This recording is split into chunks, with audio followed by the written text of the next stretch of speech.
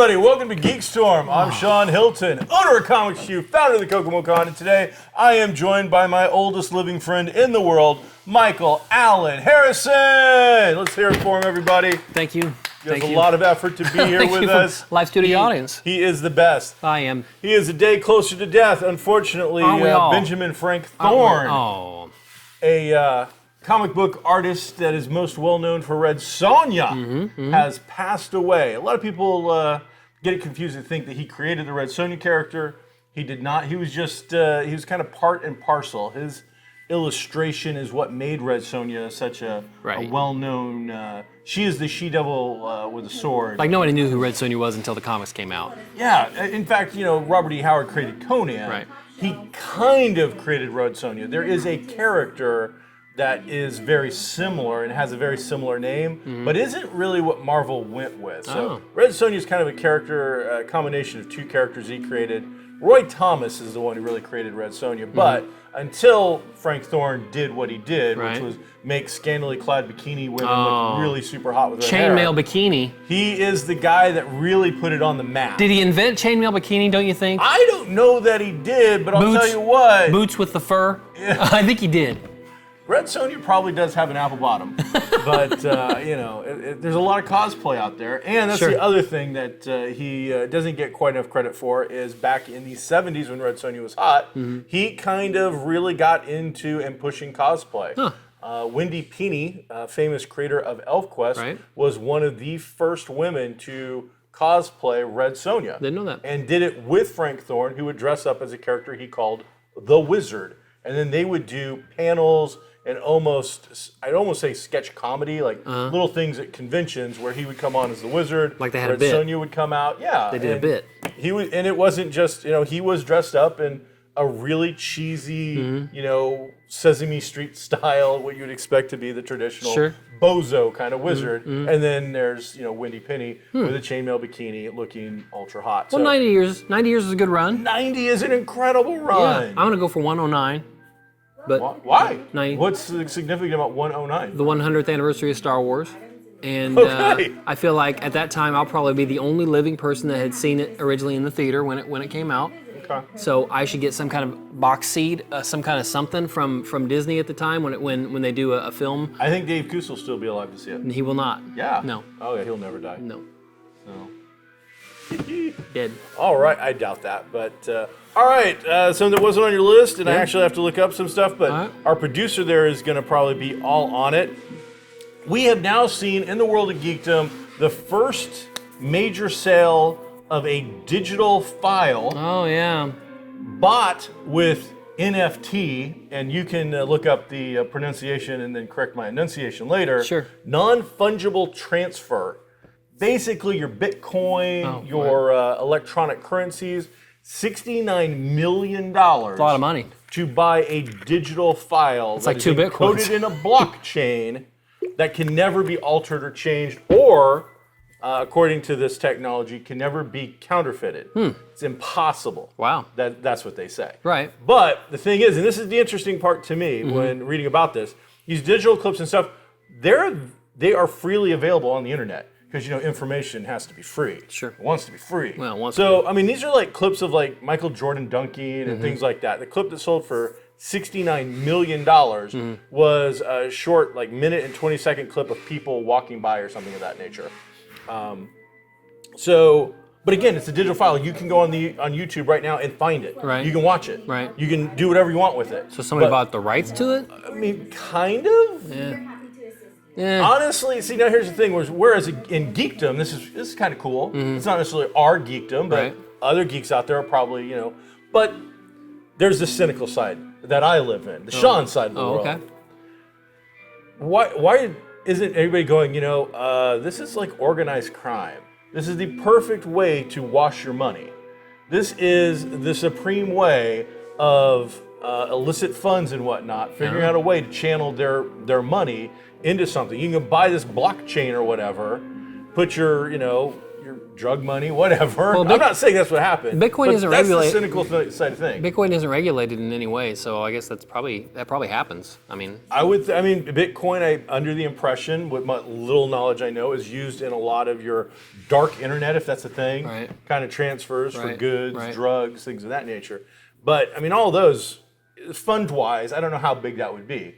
But $69 million for a physical asset gives you a lot of room to kind of put some money underneath that. I don't know how that works. I'm not the financial investigator, but it seems to me that that just seems like that's the first thing that went through my head. So I got to think people are out there that Are you a neural engineer? I am not a neural engineer. Then maybe you should ask one.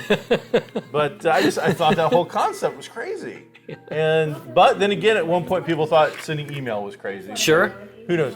The other thing that gets me about this, though, yeah. and you and me have discussed this recently. I think this is kind of interesting. Okay. They're spending $69 million for a digital asset, basically. Okay. To say you own whatever it is you want to say you own. Right. These people don't want to own a DVD. They don't want to own a Blu-ray. They don't want to own physical goods. Right. But paying $69 million for a digital file, well, I want to own that. I don't know. I'm completely baffled.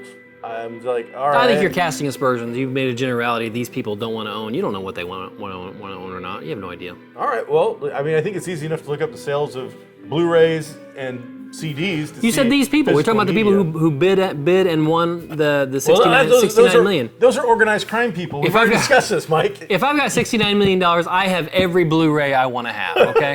I've got them all. Every single thing I want. Okay.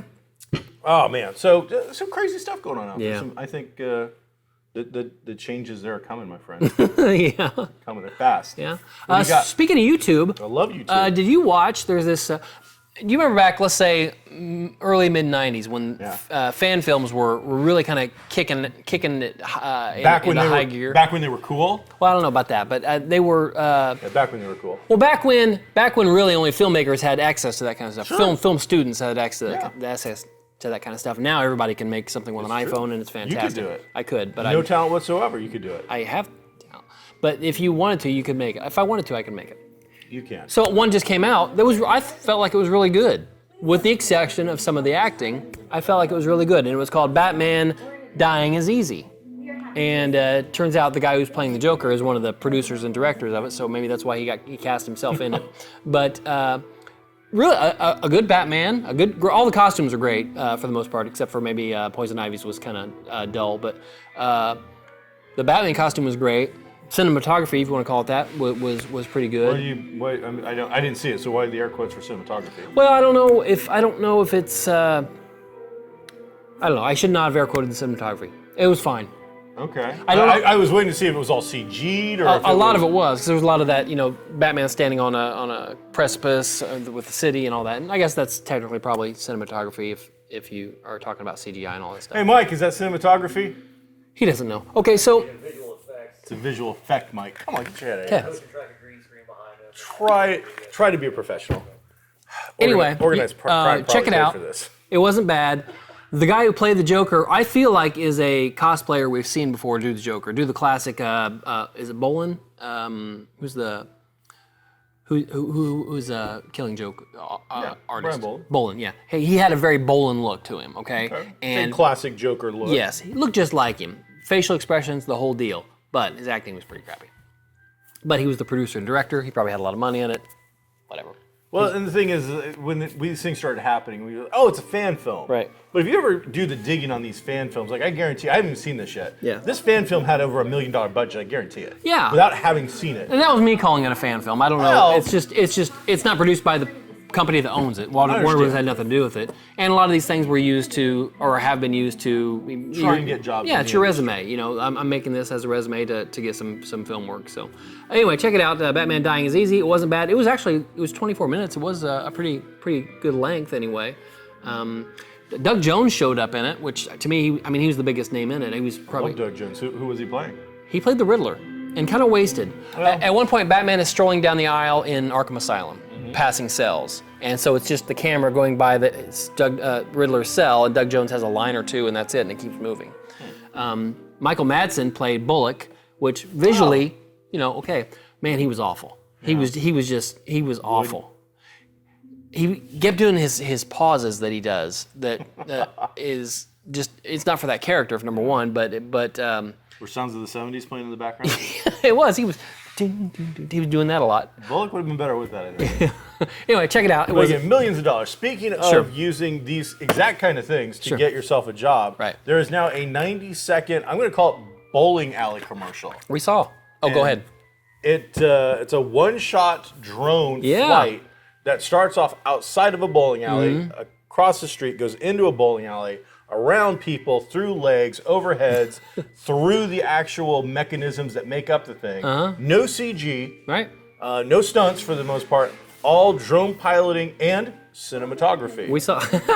We were talking about that before you got here because you were late. But it's pretty amazing how agile those things are, and how great that pilot probably is. I've watched a few, like ESPN 14 have drone pilot competitions where they have an obstacle course and like 6 drones like in a race. Yeah. And so, that kind of thing, these things are a lot more agile than what we see at a Best Buy that you're buying your 14-year-old kid to clunk around with. If you're spending $350 on your 14-year-old kid, we need to talk about your priorities, okay? Because there's nothing you're going to buy for a 14-year-old that is going to be broken by the time he's 16 years old. Nothing. That's going to be broken? That's not going to be broken. All right. Well, these guys, again, we're going to try to put the clip in. We'll see if we can do it. Usually Mike does it, but we'll say right here.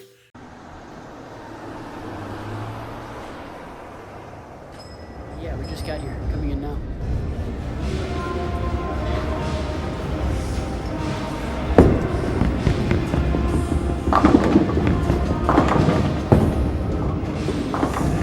Nice, dude. Was that a turkey?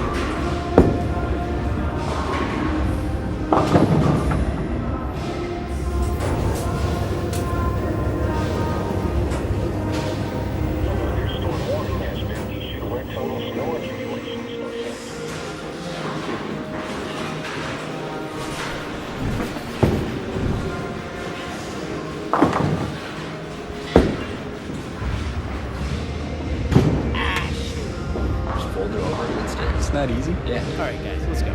Owen, you're up. My foot wasn't over the line. Mark an 8, dude. This is bowling. There are rules. I'm not counting it. Dude, I'm telling you, I bowled a perfect game. There's no way, man. I've seen you bowl gutter balls all the time.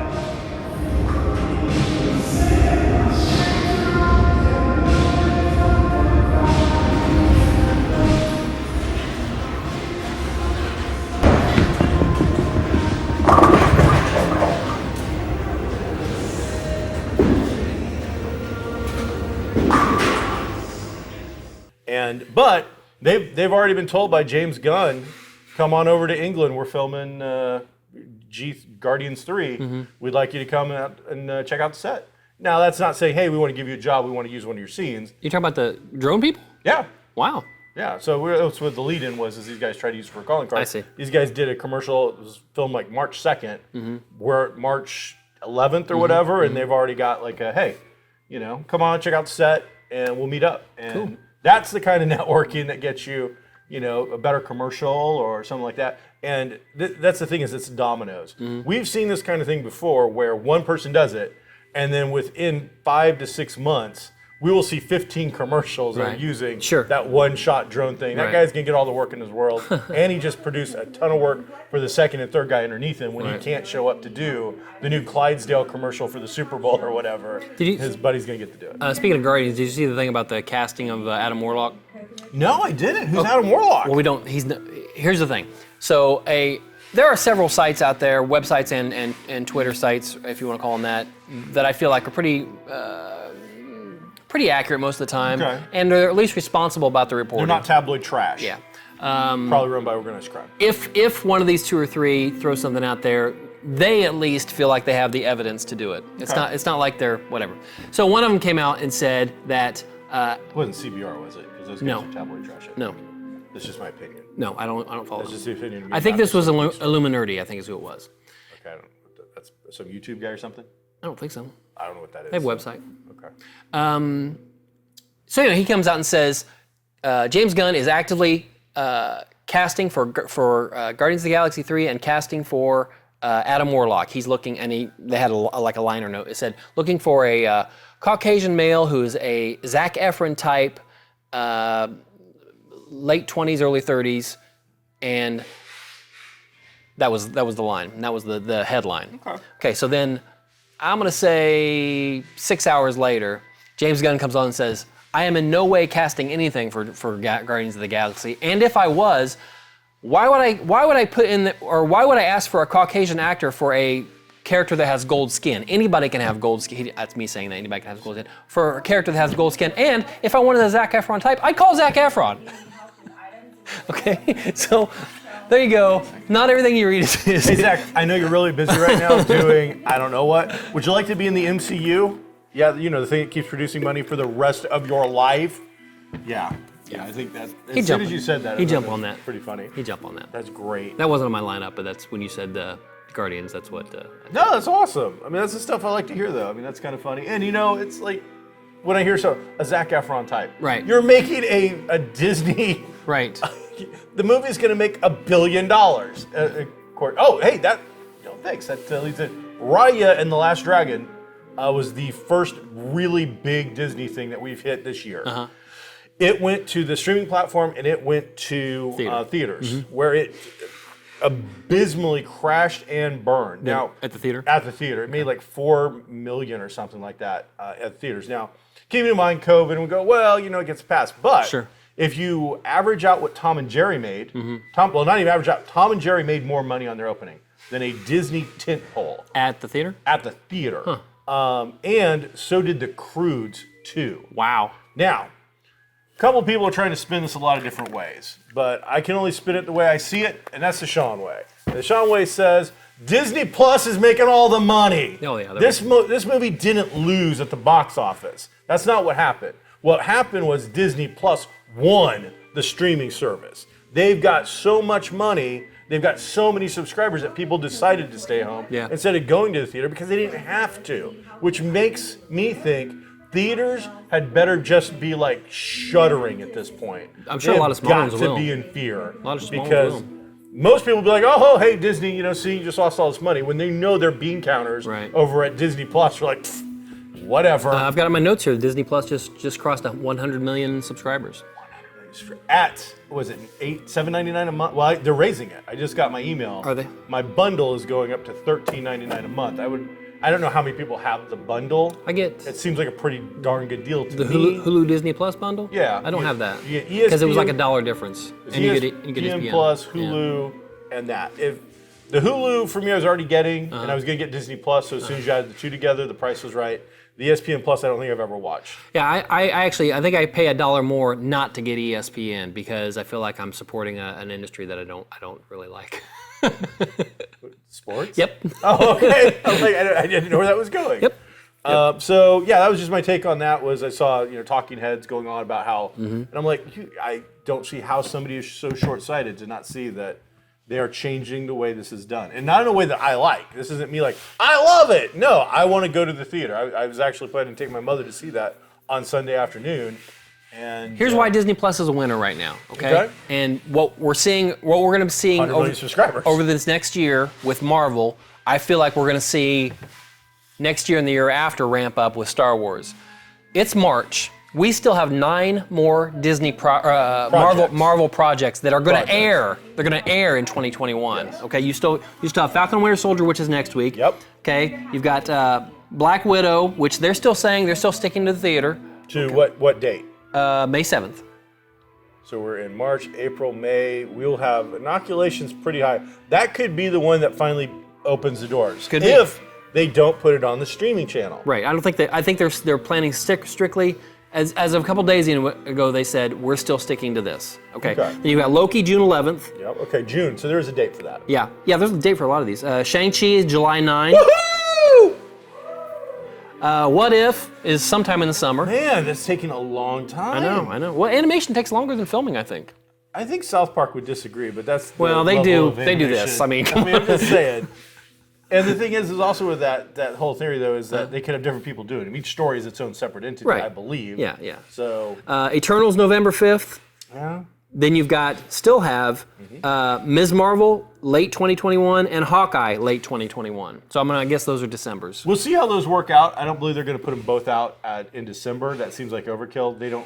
I don't believe Disney wants to have more than one original big thing on there. It depends on how many episodes they go. Everything they're saying everything's going to be 6 hours. Okay. Falcon Winter Soldier is not split up like WandaVision. It is 6 1-hour episodes, one-ish hour episodes, okay? So if they plan on having something new on Disney Plus, Marvel-wise, every single week, that might come to fruition. And that doesn't include all the small periphery things that don't deal directly with it, like the talking about and the behind the scenes and the legends and the masks or whatever. They've got enough material with these things. And again, I think Disney really is kind of they're leaving money on the table by not having your Walking Dead podcast-y kind of a thing after every episode of WandaVision. But here's the thing, people watch them in different times, so you can't really have it after the episode because who knows when that is. That part doesn't matter that's live, though. You're going to tune in. If we put on Chris Evans talking about WandaVision episode 3, and then Mark Ruffalo talking about episode 4, sitting down at a table with a talking head, you know, and then they just pair it with the episode. Like, you don't have to watch them, but when it's easy enough to put up, here's a little thing, and then right underneath it, you could watch it right after this episode, or go to the next episode. Right. And I mean, we've seen it. Will Whedon's making a living with it with Star Trek. What's his face has been doing it with Talking Dead. Got laid off, I think, came back to doing it, I think. I'm not sure, but I mean, there's a ton of people doing these things, and Disney not doing it with such a property we're already talking about. Here's your chance to kind of lead the conversation a little bit. They are doing that assembled, which is not necessarily a talking to a camera like we do, but it is a produced thing that is a making of, just like we had with Mandalorian, and that's I think comes out tomorrow. I think that'll be cool. Or tonight. Have we done Mandalorian 2 on that yet? They did the first Mandalorian. They did 1 or 2 episodes. They didn't do a big one like that. They had one additional episode for the gallery, Star Wars Gallery or something like that is what it's called, and they did. I think they added 1 episode for all of season 2 because they really covered a lot in the first. They did the first season. There was a lot of mileage there, I think. So one more Disney Plus note, and then we'll be off of this for a while. And probably I'm gonna imagine the last time we say very much about WandaVision, just because we beat it like a dead horse. I don't know why you beat dead horses. Why would you beat a dead horse? You're cruel. Making leather? No. Super glue? No, you don't make leather out of Jello? No. Stop it. Okay, so since the WandaVision finale, now we're getting a lot of WandaVision experience. We're getting a lot of communication from the directors finally, and from the producers, people who were involved in it. They're talking now. Whether or not you did or didn't like the finale, I liked it. It did. There were parts of it that did feel a little shortened with Darcy and Monica, and they're what they're saying now is what the guy that Matt Shackman, the guy who directed all the episodes, which is pretty amazing. He said COVID hit us hard, and Disney Plus wanted to stay to their release dates. They did not want to mess with anything. So by the time he said we finished post-production on the finale 2 weeks before it aired. Holy cow. We had to cut and move and do things we didn't want to do. So the rumor about Doctor Strange, he didn't mention the rumor about Doctor Strange. He's like, yeah, that would have been great. But one side I follow that's pretty legit. They say they absolutely know that Cumberbatch was there and filmed a scene. But the way it sounds like they had to shift and move that finale, they decided it was not needed and couldn't be in there. The same with, there was a scene where Monica and Jimmy Woo and Darcy were all trying to steal the Darkhold. And that was all filmed, but taken out for story purposes. They thought it didn't flow with what we were doing. So there was stuff in there that they weren't able to get to. One thing that they're pretty adamant about is Oliver saying Mephisto was never part of the deal. He was never part of anything. I hope they never introduce that character in the MCU. I hope he never pops up. The rabbit, Mr. Scratchy, was supposed to be a demon. When they went when they were supposed to go in and try to steal the Darkhold, this rabbit was supposed to turn into a demon, but a nameless demon, not like straight out of the Twilight Zone movie. Yeah. So and maybe that stuff will show up later, maybe it won't. It's hard to say. I would imagine at some point maybe they'll do some making ofs and something we'll see, that kind of stuff. But they had all your best interests in mind. I want the Harrison cut. I don't know what that I means. want the Harrison cut. What's that mean? It's a 10-hour version of WandaVision. I don't think there is And we're one. going to get another $20 million thrown in. Oh, I see. Making it. It's going to be rated R. Uh-huh. Why would why would it be rated R? Well, why would Justice League be rated R? All right. But, Yeah, you know, okay. sometimes you got to do what you do. All right, in the comic corner side of things today, got a few books to talk about. Marvel has produced Children of the Atom #1. Now, first issue, dealing with X-Men related materials, but not the X-Men directly. The characters are almost feel like parodies of X-Men. Every single character is an X-Men mirrored character. Are they like sidekicks? No, that's the interesting thing about it was people thought this was some kind of social justice woke thing because there's a female Cyclops, there's a black Gambit, there is all these different things. Mm-hmm. Well, it turns out they're not. The X-Men know that they're out there. They're not part of anything. They're not even at Krakoa, which is where the mutant home is now. So they're all brand new characters. Now, Is this the first appearance of those brand new characters? This is what I was going to say, is in the world of speculation right now, we talk about this a lot, this is 5 brand new first appearances. Mutants. All it's got to happen, well, we don't know that. Oh, There's okay. a twist. Aha! But in the world where only one character's got to get hot, Right. we have 5 opportunities. So Right. I can't believe that this book isn't just like blowing up and all over stuff, based purely on the fact that there are 5 brand new characters in it. But sales for me have been very weak, and I think that's because of the backlash it got from more conservative sites doing the whole woke broke thing. I don't think they have as much voice as you think they do. Or as they think I they think do. in this area they might actually. Across the globe, maybe not, but in this area, probably. Then from Image Comics, we get Nocterra #1. This is Scott Snyder and Tony Daniels working together on a creator-owned yeah. thing. This is the property that I would back if you wanted to back something that had a lot of money. Everything we're going to talk about today has potential of being made into film, television, or whatnot. The Nocterra is a situation where the sun goes out, but something else is behind it, because not only does the sun go out, but there's no stars to be seen. The planet is covered in a darkness, and that darkness, if you are in it for too long without being in light, affects you and turns you into a monster. That's what happened in the 4th or 5th season of Angel. Well, there you go. So, artwork, Tony Daniels. He's amazing. Yeah. The guy's No done question, no plenty of question. Batman. I want to say he's done some Spawn. He is a superb artist. And then Scott Snyder's the man behind bringing us Batman into the year 2020 and earlier. So he is awesome. So it's got a kind of a post-apocalyptic kind of a feel because, well, the world has completely changed.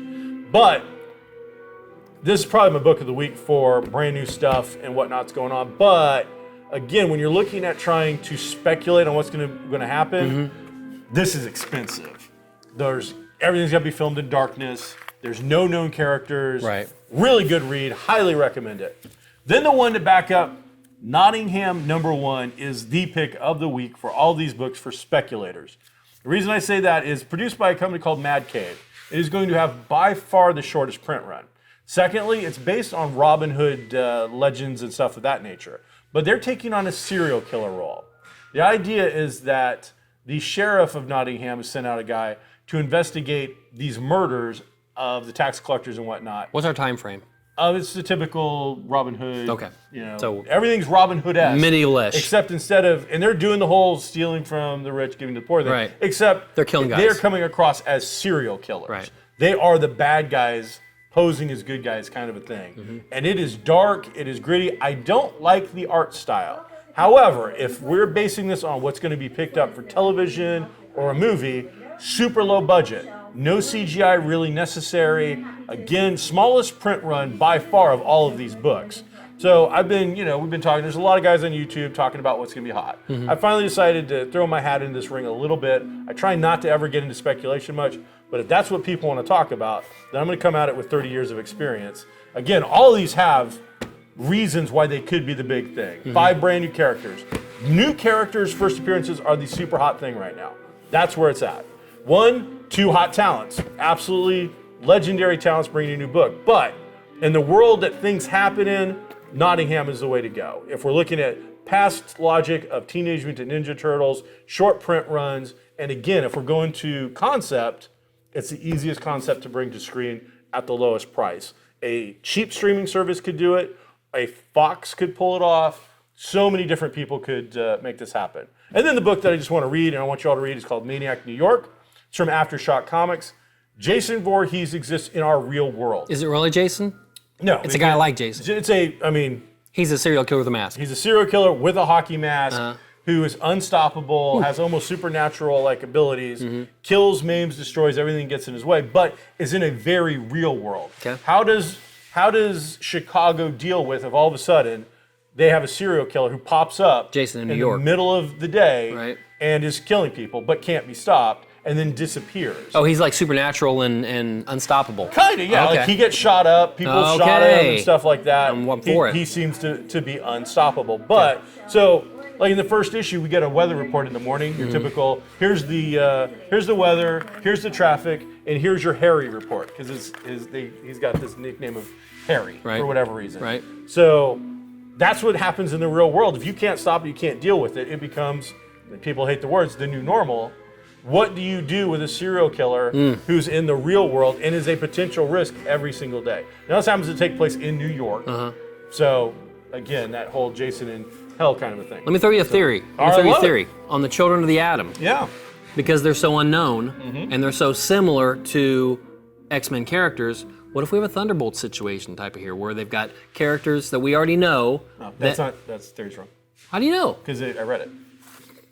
But what if? They show you all of the characters outside of costume. They give you all their names. Oh. That's not the twist. All There's a right. twist at the end. Whatever. Somebody should have called me. Basically, these are fanboys and fangirls of the X-Men and have taken on, like, this is Cyclops Lass. Right. This is Day Crawler. This is Marvel Guy. Okay. This is Cherub. Right, instead of Angel. Thanks for telling me what Cherub meant. I appreciate Gimmick. that. Okay. Gambit. So, Got it. Okay. Yeah, so good stuff. It was a fun read, and it's a $4.99 first issue, so it's a little over But it's you like have, an annual. you have plenty of those left? Just did not sell. Okay. People aren't buying it. All this other stuff is either the last copy or almost sold out. Maniac New York is one of my favorite. Aftershock's doing great stuff. But again, if I was speculating on the short term, Right. like doing the penny stock thing, Right. Nottingham is my book. Okay. There you go. What else you got, sir? Speaking of young heroes that are from around, Around the block, like Jenny? already a world, The Boys on Amazon is a huge hit. Okay, and so they're working on a spin-off which is about a bunch of younger characters. If you watch The Boys, or if you read The Boys, obviously, it's about this corporate world where they run the heroes, they have them, and they Justice League with NASCAR stylings. basically they don't go that far, but they make commercials for this Vought, and they make appearances, and we already got a guy in Sandusky. You can't, we don't need a hero there. We need one over in Marion or something like that. Okay. Sandusky. Yeah. Hot spot. So, I think we used to have a SeaWorld. But this is a story about some of the younger ones that are just coming up through what you would call the farm system. Okay, so it's not part of her, what was her, Firelight or whatever her name was? Starlight. Starlight's like religious No. organization thing? No. Because they had a bunch of young kids involved No. in that too. All right. Yeah. So Voight Yeah. has a farm league. Yes. That's great. Yes. Oh, man. And all these characters are going to be in it, and they are younger characters, and having to go through whatever they go through to make the grade with Vought. Ooh, that is good. All of them want to get a job with Vought. Some of them are getting paid just because, number one, they all got shot with the juice that made them the stuff, but they want to be big league and the 7 and all that. So that's coming out. I mean, it depends how young they are. Are we talking like CW teens where they're really 30-year-olds playing Don't know the answer to that. 18-year-olds? I don't know the answer to Or that. if it's supposed to be like 6 and 7-year-olds? I saw two of the no, not that old. All right, young. so they're tween, No. teens. No. and- I think they're going to have to be. I think this is awful. Because of the boy stuff. Yeah, I think they're going to have to be. The characters and the actors are going to have to be old enough so that they can do the stuff they did on The Boys. Okay, that's what I'm saying. Is like when you say Because that's this, what makes I mean, that character. I'm thinking Punky Brewster age. No. And I'm like, man, you can't do that with Not the elementary, boys. no. And it was a kind of a even when Ennis wrote it, it was kind of a X-Men spinoff because it was called the G-Men or the V-Men or something like that. We had a friend that did a book called G-Men once. G-Man. He did G-Man. G-Man? Yeah. So close. How much time we got, Mike? Oh, we're done.